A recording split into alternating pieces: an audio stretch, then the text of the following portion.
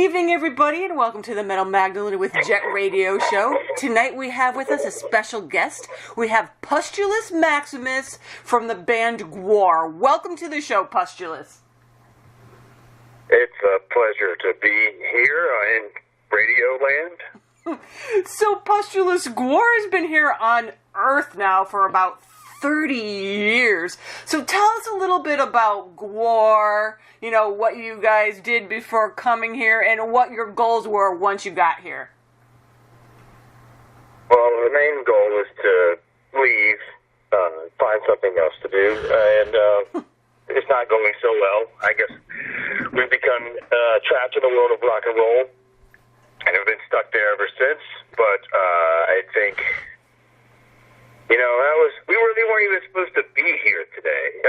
We got banished here for not following the rules. There's rules in space, but we're not too good at that. You guys performed all over the planet, so tell people what they can expect when going to see a Gwar show. Well, they can expect to be showered with blood and piss and guts and cum and whatever other bodily fluids we might have on hand that day, depending on what we slaughtered the night before, who we killed, and you can expect to be entertained. And you can also expect to lose your life, get pregnant, get an STD. It's you got to be up for anything when you go to one of our shows. Sounds like a party. Tell us, who are the other members of Gwar, and what is their specialty? Well, the Berserker Blothar is the lead singer, and his specialty is griping and complaining. Ballsack, the Jaws of Death. As not only is he an amazing guitar player, but his special skill is also not saying anything. Kind of like Silent Bob. And when he does say something, it is very prophetic, but most of the time he's just quiet and he just shrugs at you. And then Jizmac the Gusha plays drums.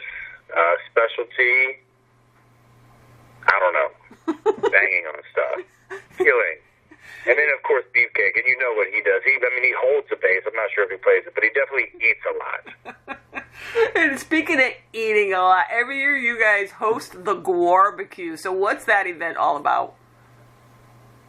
It's all about losing money. That's what we set out to do, and we accomplished that goal. And so, I think next year we're just going to fry the meat on a pile of money, because that's what Gwar is in. We're not in the record business because, we want to make money. We're artists, so we just piss it away. And, but Gwar Baku really is just kind of like a give back to the community. Basically, if we can stage a large enough event and pay off the county and the city, then they won't come after us for all of our outstanding warrants. Nice. And at the same time, the fans think that we're doing something special for them, so it works out for everybody. So it's a win-win situation. And you guys have been known to repeatedly kill U.S. presidents on stage in the past 30 years. Has there ever been a U.S. president that you liked? The last one wasn't so bad.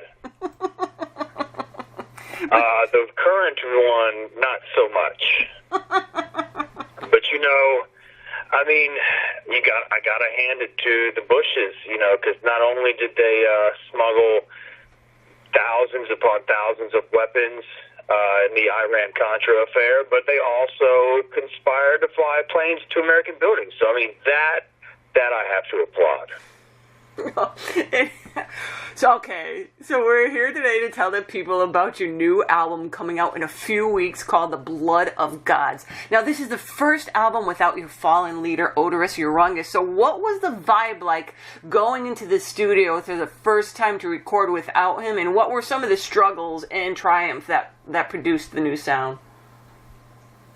Well, the struggle wasn't so much writing a record without Odorous as much as trying to stand on our own 2 feet and record as the band as it stood at that moment.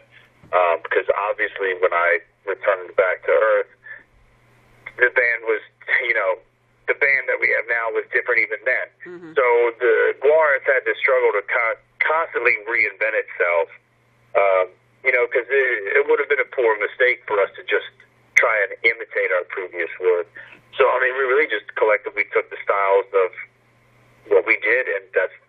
can be made, rather than trying to make a record that sounded like something Odorous would be on.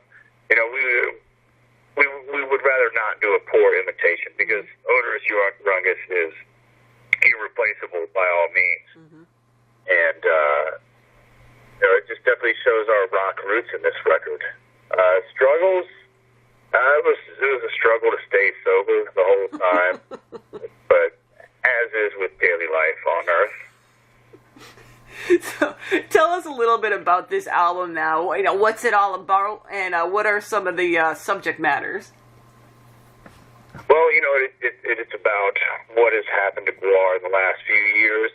You know, not only did we lose Odorous, we lost Gladys, and we're just trying to regain our footing here on planet Earth. And, you know, a lot of humanity had rejected us and turned away from us for a long time, turned their back on us, so to speak. And quite frankly, we're not going to stand for that. I got a habit to support. You know, I've got 5,000 kids I don't pay for. So we had to basically kick their ass. We had to kick the world's ass again. And that's why we made this record, to prove that not only are we geriatric, but we can still crush the competition. You have a catchy little tune on there called El Presidente. Now, is this a love song to Trump? Well, you know, it definitely reflects on what's going on right now, but it's kind of timeless if you think about it. Not to be coy, but I mean, America has a history of voting against its best interest.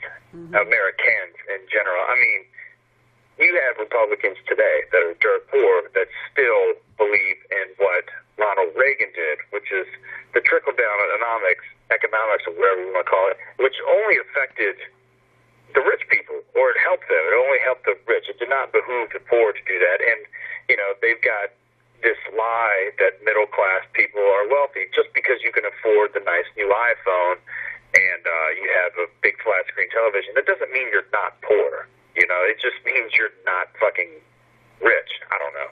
But that's what the song's about. Americans just fucking themselves. And speaking of fucking ourselves, you debuted a new song, Fuck This Place, out on the Warped Tour. Now, how did the crowd react to that, and what is that song all about? That song is about us being stuck here. Fuck this place. You know, we gotta get out of here somehow. You know, and it's just another song from the perspective of us, you know, what we've gone through. You know, which is, not only are we intergalactic warlords, but the band can also, we can sing about things that other bands can't. You know, we don't fall in love. We don't have these kind of emotions. You know, we don't have to pay taxes. We don't fear statues of bronze and cloth, felt, fabrics don't offend us, you know. So I think that we can tell a little bit more truth in our records and tell stories from our own point of view, which no one else can. You know, there's only one Gwar, and we're the best goddamn Gwar cover band that's ever lived. And speaking about how you guys can do bands that other bands or people in general can't get away with. I mean, you know, there's that whole Kathy Griffith thing where she had the, you know, Trump decapitated picture. Everybody had a, you know, hoo-ha fit over it. And you guys been doing it forever, and it's okay because you're Gwar. Well, I think it's okay because people don't pay attention to it. That's why we didn't get any, media sensation or hype. And plus, it's something that's in character for us to do. That's something that people would expect us. You know, Kathy Griffin, on the other hand, really she should have just owned it. Just like anything else in today's society where there's this immense call-out culture where people want to chastise you for one mistake and disregard your complete existence before this moment happened. Whether it's, use a poor choice of words or, have a decapitated effigy of a president in your hand. But either way, she shouldn't have taken it back. She should have stood by what she did and owned it because Gwar would never apologize for anything. Mm-mm. Now, hey, so now with the new album coming out, are you guys going to be doing some more touring with the release? Oh, yeah, of course. We're hitting the road this fall, October 20th. Now, is that going to be out for 7 weeks or something like that. I don't know. I just get in the batshit and go. Is it going to be just in the U.S. or is it going to be in Europe too? Well, we're doing America's 51st state, Canada as well. But no Europe, not this time. What were your reactions and feelings when you finally got this brand new album in your hands, everything said and done, and what were some of the reactions of the early reviews that have come in? Well, so far nobody's talked mad shit yet, which is good.